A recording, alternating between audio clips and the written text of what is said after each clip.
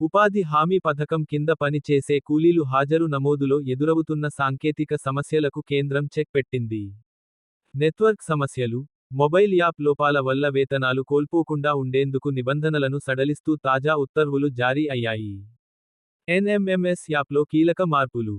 Ministry of rural development మార్గదర్శకాల ప్రకారం, Mahatma Gandhi national rural employment guarantee act MGNREGA కింద ఉపయోగించే national mobile monitoring system NMMS యాప్లో మార్పులు చేశారు. మీరు గనుక ఫస్ట్ టైం చూస్తున్నట్టయితే లైక్ చేసి సబ్స్క్రైబ్ చేసుకోగలరు. ముఖ్య నిర్ణయాలు. నెట్వర్క్ లేని ప్రాంతాల్లో ఆఫ్లైన్ మోడ్లో హాజరు నమోదు. ఫోటోలు, హాజరు వివరాలు సిగ్నల్ ఉన్న ప్రాంతానికి వచ్చాక T+2 రోజుల్లో అప్లోడ్ చేసే వెసులుబాటు. మేట్ లేదా ఫీల్డ్ అసిస్టెంట్ ఫోన్ పనిచేయకపోతే మరో ఫోన్ ద్వారా జియో ట్యాగ్ ఫోటోతో హాజరు నమోదు. ప్రోగ్రామ్ ఆఫీసర్ అనుమతి తప్పనిసరి. అందులైన కూలీలకు ఉపశమనం.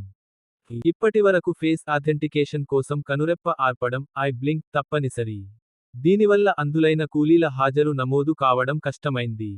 తాజా ఆదేశాల ప్రకారం, డిజబిలిటీ సర్టిఫికెట్ సమర్పిస్తే సాధారణ ఫోటోతోనే హాజరు నమోదు.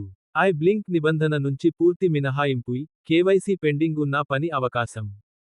సాంకేతిక కారణాలతో కేవైసీ పెండింగ్లో ఉన్న అర్హత ఉన్న కూలీలకు పని కల్పించాలి. అధికారుల ధృవీకరణ తర్వాత ఫేస్ ఆథెంటికేషన్ లేకుండానే హాజరు. పెండింగ్ హాజరు 15 రోజుల్లో క్లియర్ చేయాలి. లేని పక్షంలో సిస్టమ్ శాశ్వతంగా డేటాను తిరస్కరిస్తుంది. ఈ నిర్ణయంతో లాభం ఏమిటి? నెట్వర్క్ సమస్యల వల్ల వేతనాలు కోల్పోరు. అందులైన కూలీలకు న్యాయం. పాయింట్. ఈ కేవైసీ సమస్యలతో పని ఆగదు. సాంకేతిక లోపాలపై పరిష్కారం. ఉపాధి హామీ కూలీలకు ఇది నిజంగా ఉపశమనం కలిగించే నిర్ణయం అని చెప్పొచ్చు.